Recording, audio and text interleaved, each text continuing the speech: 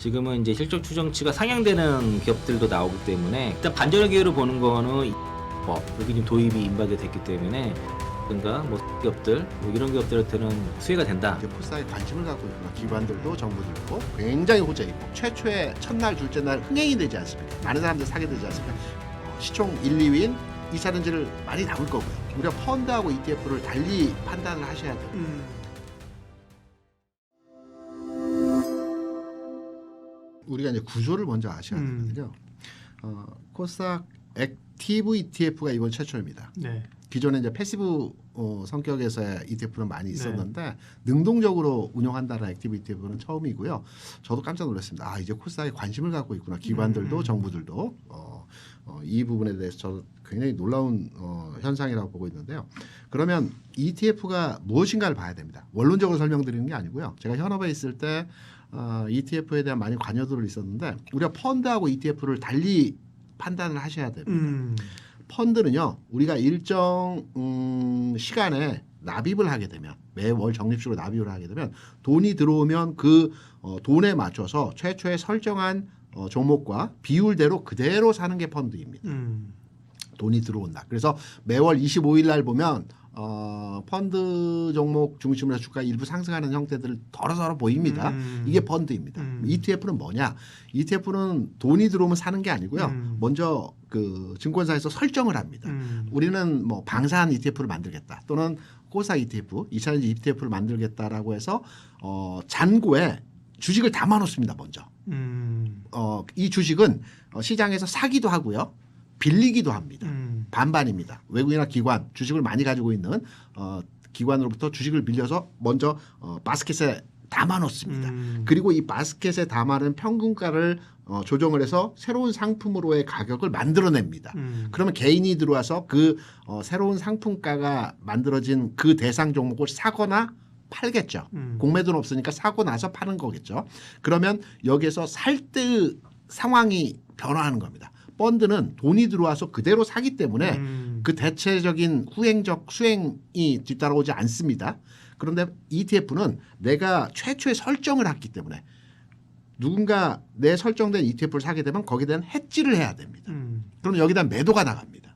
그래서 ETF가 설정이 되면 항상 설정 이후에 최초의 첫날 둘째 날 흥행이 되지 않습니까? 많은 사람들이 사게 되지 않습니까? 그럼 거기에 반대적으로 비슷한 규모의 매도를 하게 됩니다. 그리고 기관은 거기에 대한 스프레드만 먹는 거거든요. 이게 수익입니다.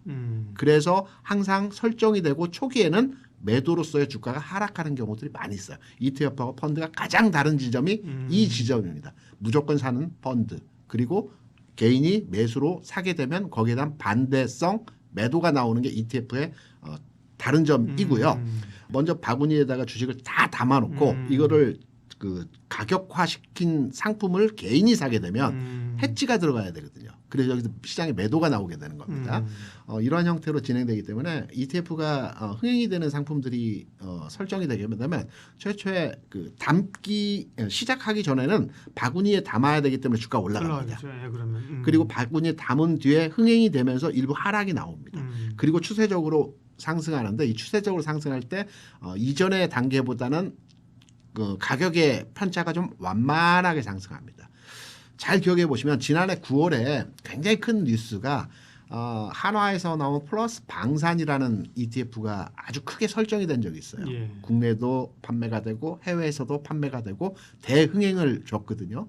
이때 방산주 흐름들을 보게 되면 아마 9월 말에 그 출시가 된 걸로 알고 있어요. 이전에는 주가 상승했고 출시 바로 직후에는 주가 하락을 했고 그리고 다시 고점 돌파하는 상승이 나타났습니다. 그래서 지금 코스닥 시장에 대한 액티브 ETF가 출시가 되고 코스닥 시장이 최초 3월 10일 날 출시가 된 날 전체적으로 올라가다 쭉 밀리는 현상들 아마 경험하셨을 겁니다. 그래서 이 부분은 ETF 상장과 관련된 주가의 움직임에 대한 반응, 작용 반작용이라고 생각을 하고 있고요. 전체적으로 시장에서의 폭넓은 상품들이 개발이 되고 상장이 됐을 때는 전체 시장의 안정화와 상승 흐름들은 진행될 수 있기 때문에 궁극적으로는 중장기적으로는 굉장히 호재이고 단기적으로 출시됐을 때 당일과 해당 주간에서는 일시 물량이 출회되는 현상으로 이해하시면 된다. 왜 빠지냐 이게 아니고 당연히 작용 반작용에 의해서 매수가 개인에 의해서 들어오면 거기에 대한 해치성 물량이 나온다. 이렇게 이해하시면 될 것 같습니다. 좋은 선택이라고 생각하고 있고요. 왜냐하면 코스닥 종목 선정이 굉장히 어려운 부분이거든요. 그렇죠. 예. 반면에 액티브 ETF라고 하는 것은 매니저가 능동적으로 운영하겠다는 겁니다. 자를 건 자르고 더할 건 더하는 형태를 주기적으로 반복적으로 수행하면서 수익률 도모 차원, 그러니까 펀드의 흥행을 위한 매매를 계속 할 것이기 때문에 저는 코스닥에 대한 종목 선정이 어려우시다라면 오히려 ETF로의 투자가 현실적 수단으로 대체되는 상품이라고 생각을 합니다. 네. 방산 ETF의 주가 어땠어요, 수준을 이거는? 보니까 네. 이제 종목으로 봐서 현대로템이 그때 가장 핫했던 종목이었으니까 9월 아마 28일, 29일 요때 그 첫 출시가 되고 상장이 되었었거든요.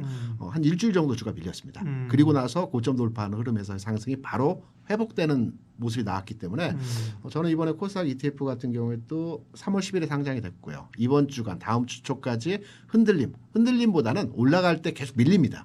올라가다 밀리고 이런 과정들. 왜냐하면 ETF 매수 물량이 들어오면 반대 물량이 시장에 출회가 되기 때문에 이러한 현상들이 이번 주 주간에 나타나고 다음 주 정도 되면 안정화되지 않을까. 네. 거래소하고 다르게 코스닥 시장에서의 시가총액 비중에 대한 순위를 보게 되면 네. 거래소는 삼성 하이닉스가 거의 30% 차지하는 비중으로 예. 절대적이지 않습니까? 근데 코스닥 시장은 다릅니다.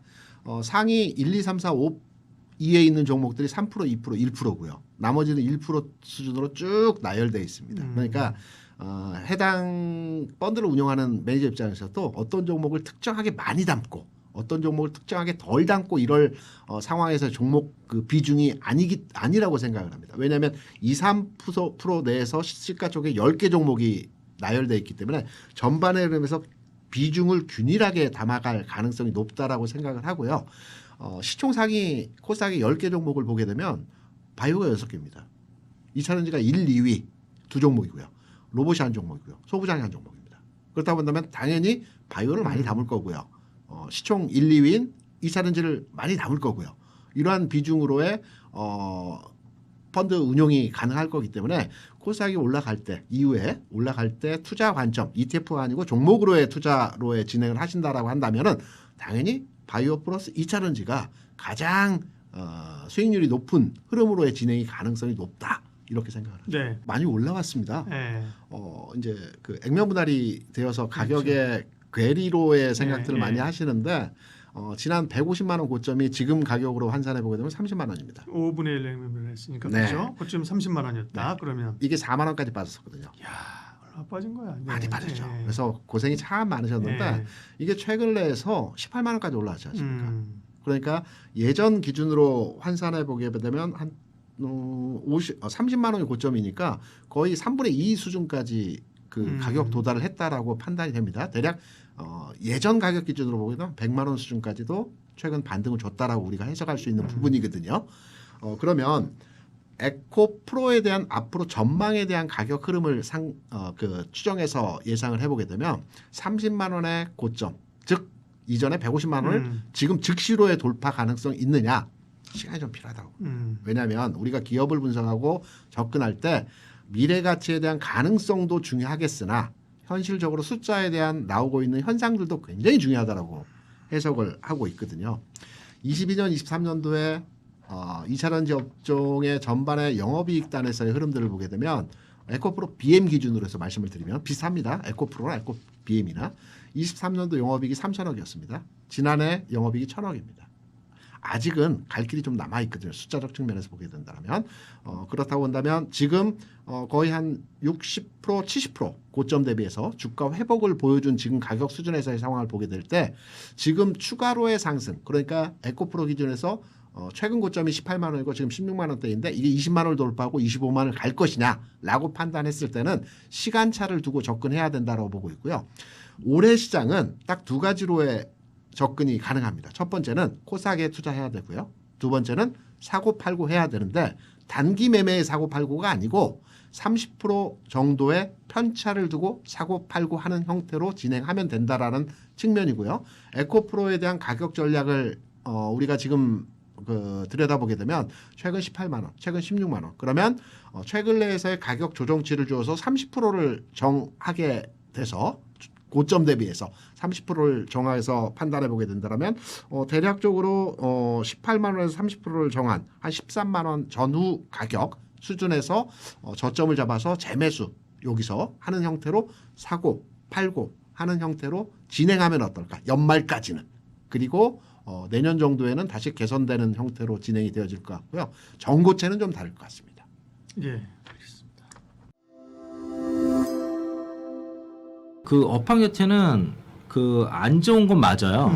그런데 이게 어느 정도 그 실적 추정치 하향을 반영 거의 다 했다는 거죠. 그러니까 안 좋은 거를 거의 이제 이미 네. 반영이 된 상태고, 그리고 이제 추가적으로 더 나빠질 게 있느냐라고 했을 때는 좀 그건 제한적이라고 보는 거죠. 그래서 이제 지금은 이제 실적 추정치가 상향되는 기업들도 나오기 때문에 그러니까 실적 바닥은 찍었다. 다만 이제 이게 배터리 소재와 좀 약간 다를 수 있어요. 배터리 업체들은 실적 바닥 찍었고, 그리고 소재 업체별로도 실적의 바닥은 찍은 걸로 특히 양찌 기업들은 그게 이제 바닥이 나온 걸로 보여지는데 전액 기업들이 조금 다른 상황이에요. 그래서 주가 반등도 전혀 다릅니다. 전액 기업들은 실적 바닥을 모르겠어요. 지금 아직까지도.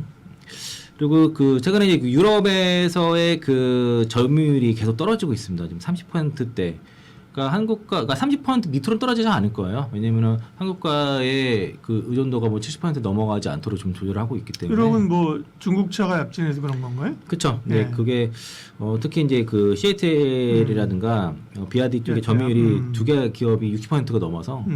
근데 그 절대치 그러니까 30% 밑으로는 하지만 더 떨어지는 않는 게 확연히 됐습니다. 그게 락버텀이라는 게 어느 정도 확인이 돼서 여기서 좀 올라가는 게 필요할 거고, 일단 반전의 기회로 보는 거는 이후에 그 산업 가속화법 여기 지금 도입이 임박이 됐기 때문에 이 부분들이 어쨌든 그 유럽 내 전기차 및 배터리에 대해서 이런 전략 산업에 대해서도 역내 조달 비율을 엄격하게 그 제한을 하기 때문에 이게 이제 이미 캐펙스 투자를 한 배터리 3사라든가 뭐 소재 기업들 뭐 이런 기업들한테는 어떻든 수혜가 된다라고 보고 그렇게 보는 거고, 대략 이제 그러니까 중국을 견제하는 법안들이 좀 있어요. 그러니까 어떤 그러니까 유로 현지 생산 시설을 투자할 때 그 지분율을 뭐 49% 이하로 한다던가 이런 것들이 좀 제한이 있고, 현재는 그래서 이제 LG 엔솔, 삼성 SK온, 삼성 SDI 다 이제 이게 합산으로 하게 연간 그 200기가와트시의 캐파를 좀 구축을 한 상태라서요.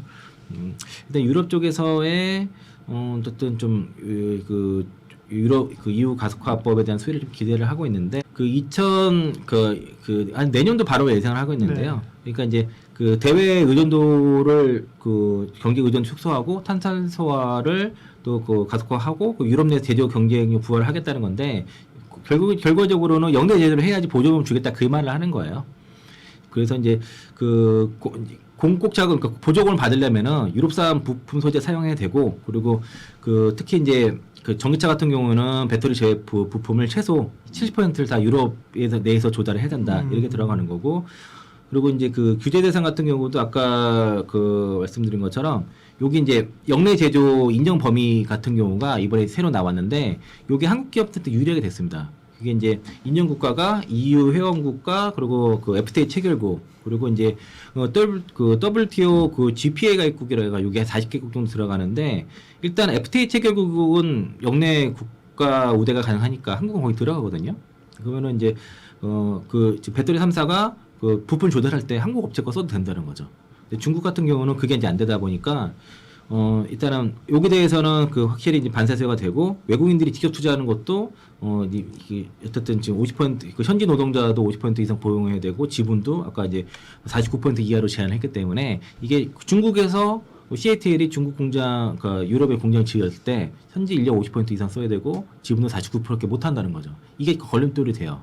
그러니까 CATL 같은 경우가 공장 지을 때 중국 그 인들 주로 많이 데리고 가서, 인력도 데리고 가서 이렇게 지금 공장 돌리고 있는데, 그런 게 제한이 되고, 또 그 조인트 벤처 참여할 때 기술 이전도 요구도 할 수 있는 상황이라서 뭐 중국을 딱 제한한 그 겨냥한 그런 법이라고 볼 수 있겠고, 다만 이제 그 미국의 IRA에 비해서는 보조금이 좀 작습니다.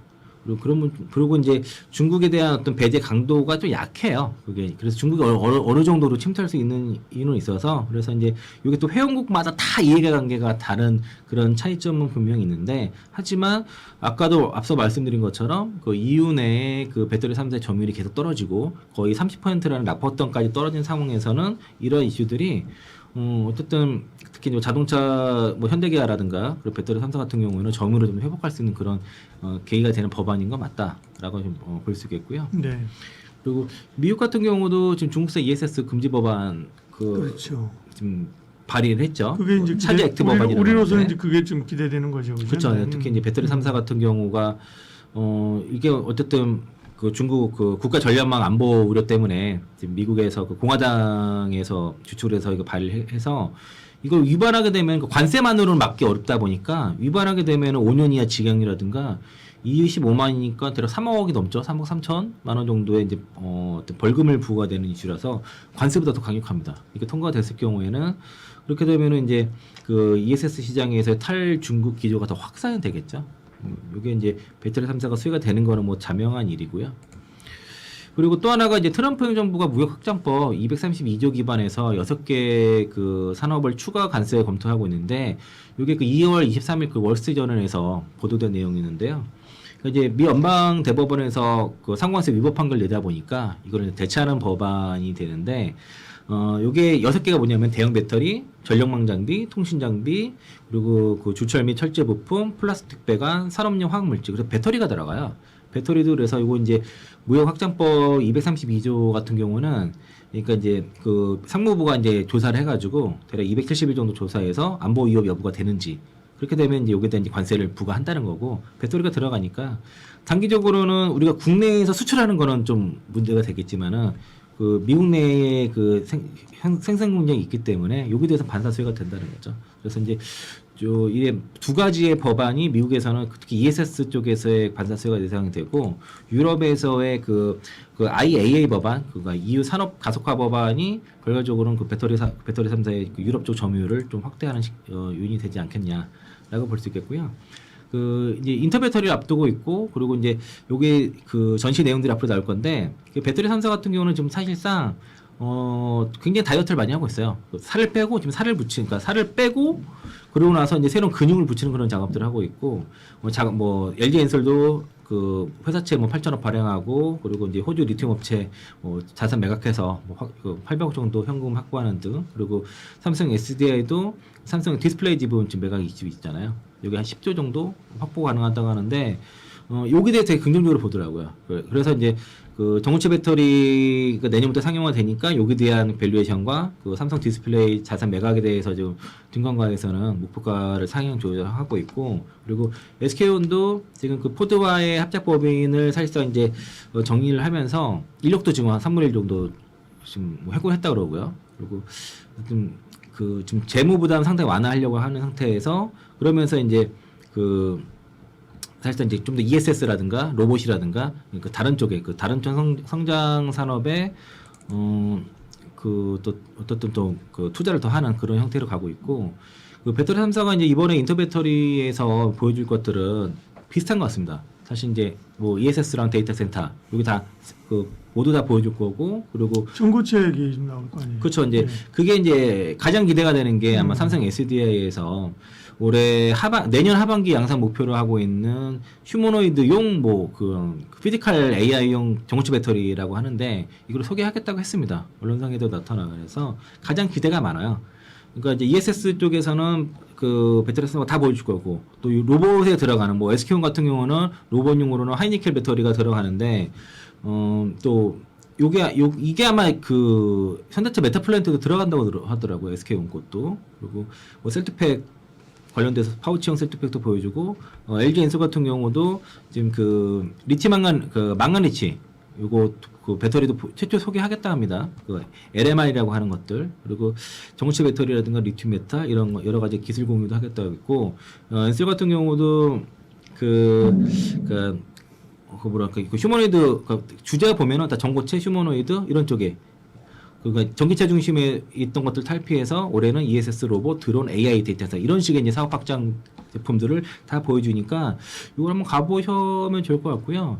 그 배터리 3사 말고도 뭐 에코프로도 올해 이제 그 전고체 배터리에 대한 핵심 소재를 전시한다 했었고, 뭐 LF는 이제 LFP 그 양극재에 대해서 좀 더 보여주는 거라서 아마 이번에는 이제 업황이 이렇게 좋지 않음에도 불구하고도 전시회는 역대급인 거고 이번 전시회 때는 뭐 CATL도 참가한다고 이렇게 들어서 한번 이번에 그 내용들이 그러니까 이번에 차세대 기술들이 많이 공개가 되니까 이를 통해서 앞으로의 이제 그 배터리 산업의 어떤 방향 향방을 좀 알 수 있을 것 같습니다.